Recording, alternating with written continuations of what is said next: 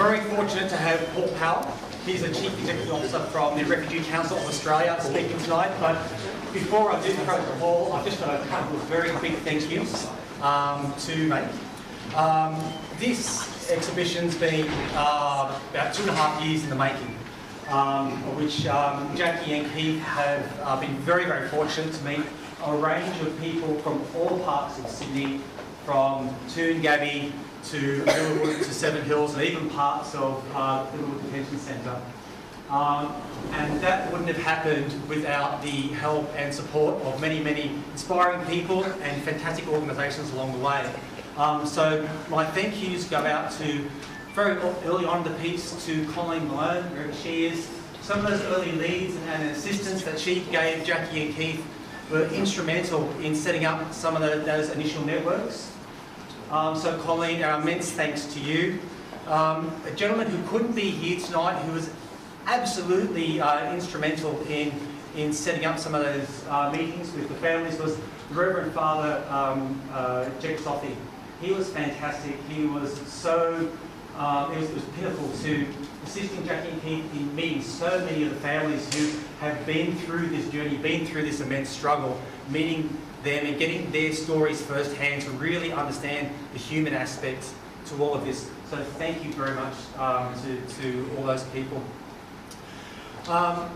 Behind the scenes, there's obviously a lot goes on behind the scenes to get this up and running, to the smallest detail to the larger aspects.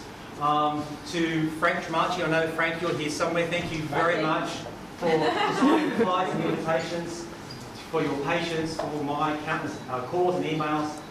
I'm very grateful you're still speaking to me. To Joe Rochik, I know he's not here, but he arranged for the printing of the invitations and so on. So thank you very much. To the staff at the Legley Gallery, this is, without their help and support, none of this would have got off the ground. Without the sponsorship of Lachlan there, Lachlan was going to say a few words, but apparently he's got a bout of laryngitis, so he won't be able to speak. Without his sponsorship and support, this wouldn't have got off the ground. So thank you very, very much. To Lachlan's team, to Chris and Diane for getting all of this work up. It was magnificent. Diane, you're an inspiration. Your professionalism, your perfectionism was just outstanding, and we cannot thank you enough. So thank you very, very much.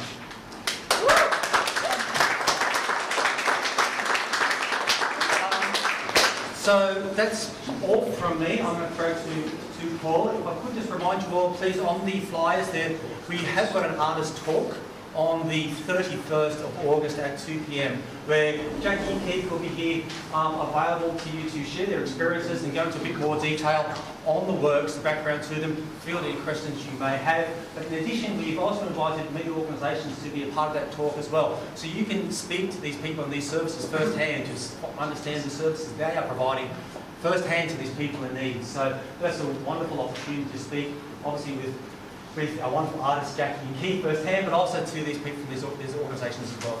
So I'm going to throw the ball. Thank you, Jeremy, and thank you to Jackie and to Keith for the invitation to speak tonight. I think looking at the exhibition, I'm amazed at not only how evocative the art is, but also how much art has been produced in such a short period of time. In 2 years of also of contact with asylum seekers in Sydney. And I think what you've done very successfully is to create a greater understanding of the lives and the frustration and the fear that many people who are seeking asylum and currently living in Sydney are experiencing. And of course, asylum seekers are very much, as people, are very much ignored.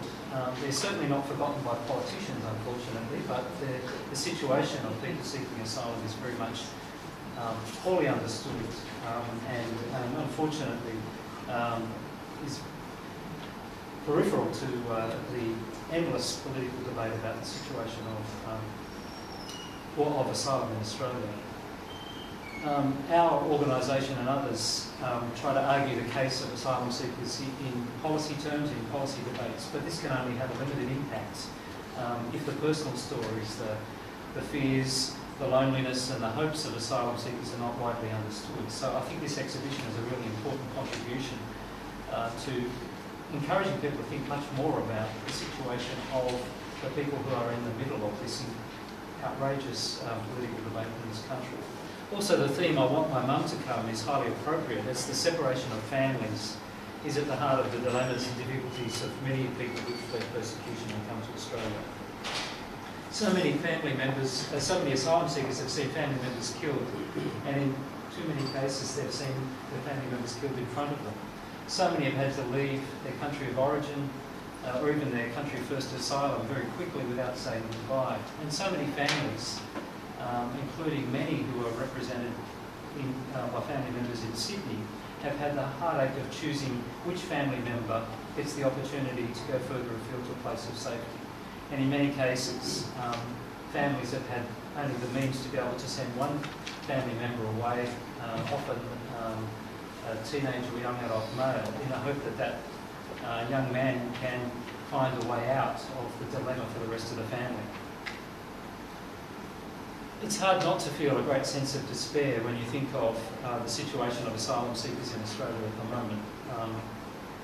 The latest statistics tell us that as we speak there are between 10 and 11,000 asylum seekers in locked detention centres in Australia, and there are also around 20,000 asylum seekers living in the community.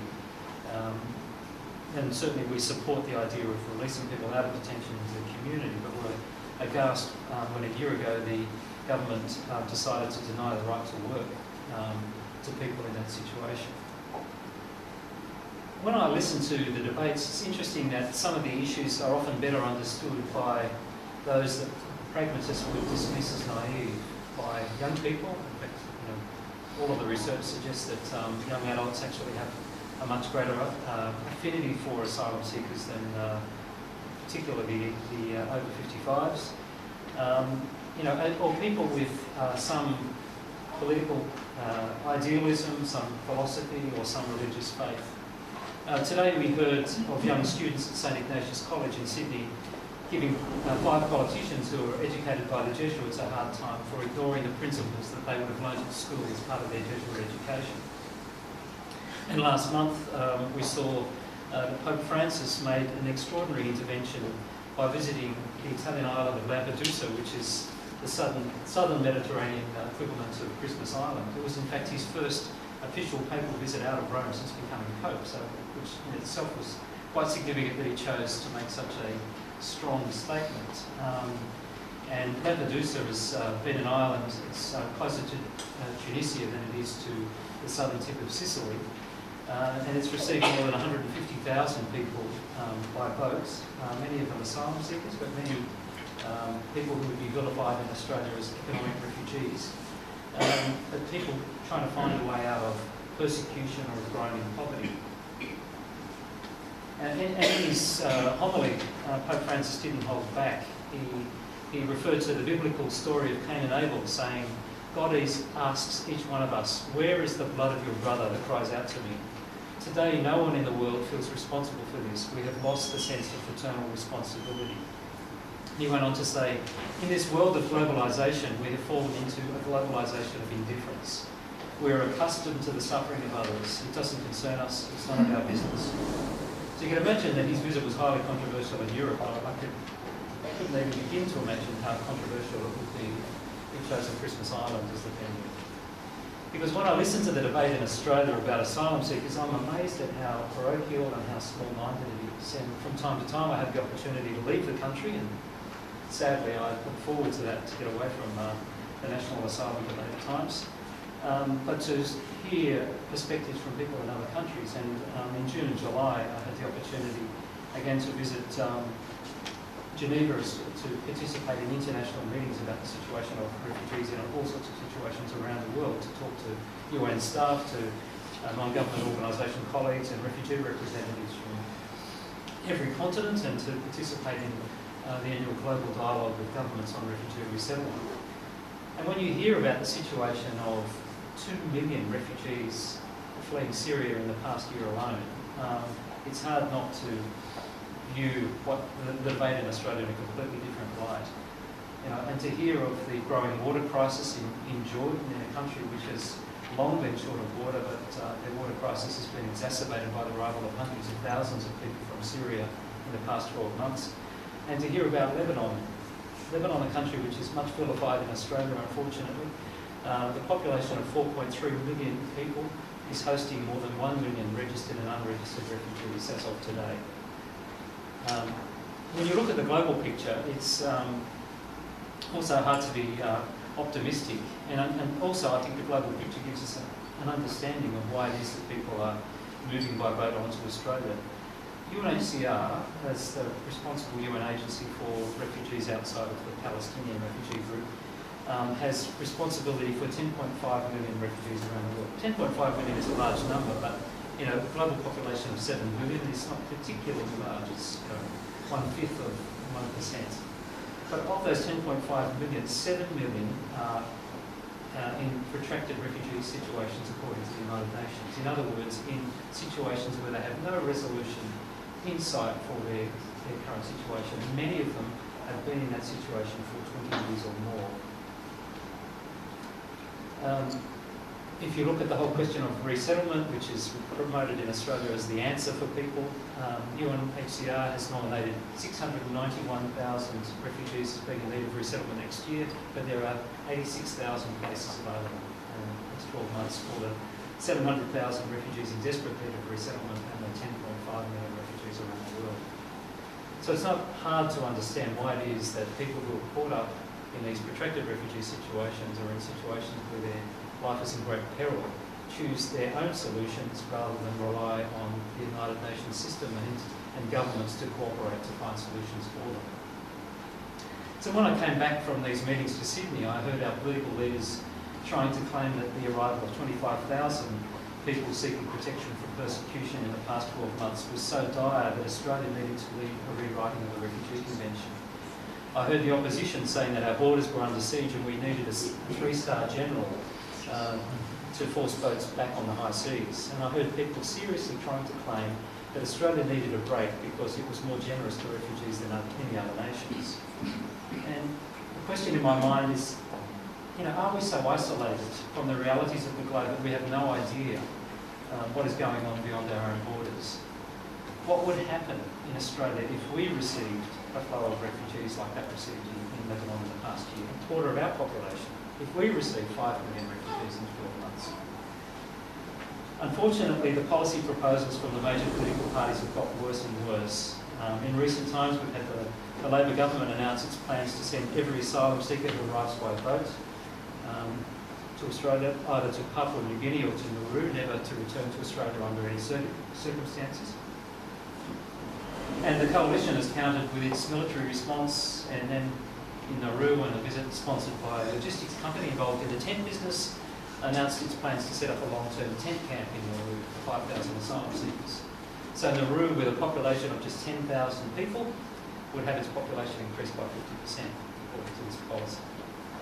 I think what's also embarrassing as an Australian to note is that Papua New Guinea is a former colony of Australia and Nauru is a former trust territory, and they are probably the two countries most dependent on Australian aid. So you don't have to be too imaginative to work out why it is that these two countries out of all the countries in the world have been encouraged by Australia to participate in these offshore processing arrangements.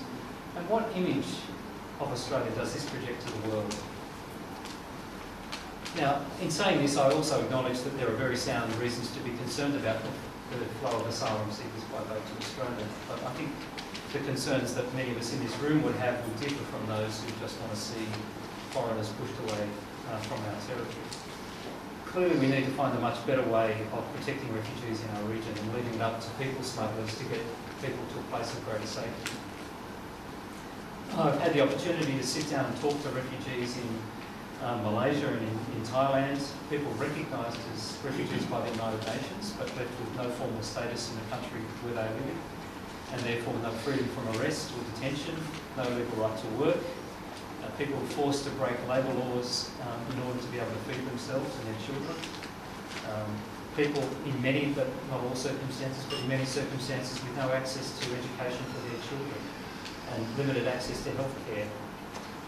Now, these refugees may be free from the persecution that they've fled, but you have to ask yourself, are they protected? What do they do when they are robbed or assaulted, as people that I've met in Kuala Lumpur have experienced? Can they call the police, the same police who administer the migration laws and the labour laws that they're forced to break? How many years can people be expected to remain living in urban slums, fearing arrest, without any legal protection and no prospects for their children? And would I, if I were in the same circumstances as them, take up the opportunity of an alternative, such as a boat journey to Australia, if I could find a relative somewhere else who could find the money to get me out of the situation that I'm in? When the new arrangement with Papua New Guinea was announced last month, Jacqueline Benney, who's the director of the Edmund Rice Centre and now the president of the Refugee Council, happened to be in Afghanistan. And he heard very clearly from people there that the growing fears within Afghanistan about the situation which will transpire next month when the coalition troops withdraw are far greater than any fear of deterrence that Australia or any other country in our part of the world might develop. And I think, for Phil, one man's situation really illustrated the current dilemma. This man worked for some years for a European church agency, in fact a Caritas agency, and he lives with his family in a big house in a quiet part of Kabul. He's very much a proud Afghan who wants to continue playing a constructive role in rebuilding his country, and has a medical background and has a lot to contribute. But he has been told reliably and on several occasions that because of his association with a Western non-government organisation, he's now on the Taliban hit list. And as the situation deteriorates in the country, which everyone expects it will, his life and the life of his wife and children will be in greater danger. So he's torn between his love of his country and his important role to protect his family. And of course his family will win out. Now, he knows he won't be safe in Pakistan because the Taliban is just as active in the areas where many Afghans seek refuge. But the question is, with all the visa restrictions placed on Afghans, how does he actually get to a place of safety? What regular migration pathway that we hear talked about in the Australian political debate is available to this man? Now, clearly, we need to look at constructive alternatives to the arrangements, and we're endlessly at the Refugee Council talking about the importance of governments working together to protect the most vulnerable. And just yesterday we had the government of Indonesia convene an international meeting of 13 countries talking about the situation of people on the move, and they spent the entire meeting and in their communique discussing this issue without almost any reference at all to the situation of people fleeing persecution. They see the issue as a border control issue, an issue of returning people to their home country, and of fighting people smuggling. So it's hard to be optimistic that there is the sort of political leadership in our country and region that we saw 30 years ago with the international cooperation with Chinese refugees. But clearly, nothing is going to change significantly until our region, our country and our region finds that level of political leadership we've seen in the past.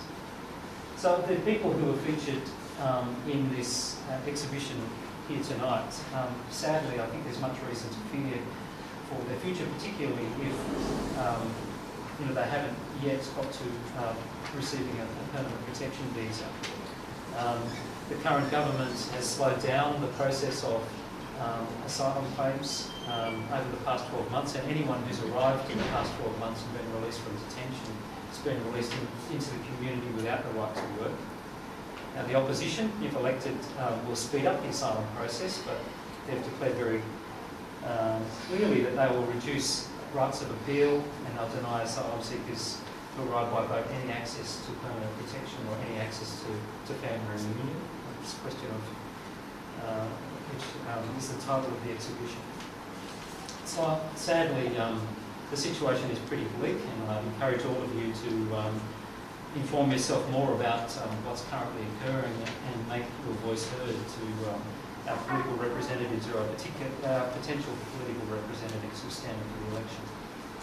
And people have suggested to me that in years to come, this period of Australian political history of Australia's policies on asylum will be viewed in the same way as The White Australia policy is now viewed, or the separation of Aboriginal children from their parents is now viewed. But I'd say to you, Jackie, and to Keith, that you'll be able to